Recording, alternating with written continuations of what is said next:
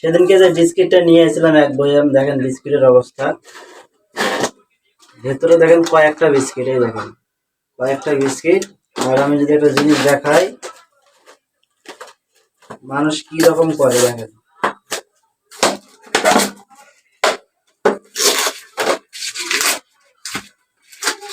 দেখেন পুরোটা কাগজ, অর্ধেকটা কাগজ, আর এটা দিয়ে মারি দিয়ে রাখছে।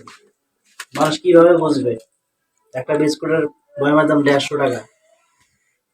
পুরোটাই এইভাবে কাগজ দিয়ে কি সুন্দর রাখে দিয়েছে, আর নিচে দেখেন সম্পূর্ণ কাগজ। কটা বিস্কিট!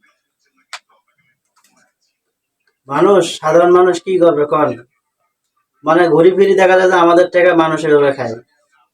হ্যাঁ, মানুষকে ঠগালে এইভাবে মানুষ ঠগায়? একটা বয়াম নিয়ে আইছি বিস্কিটের, অনেক আশা করে নিয়ে আইছি যে আমাদের বাচ্চারা খাবে, খালি কয়েকটা বিস্কিট।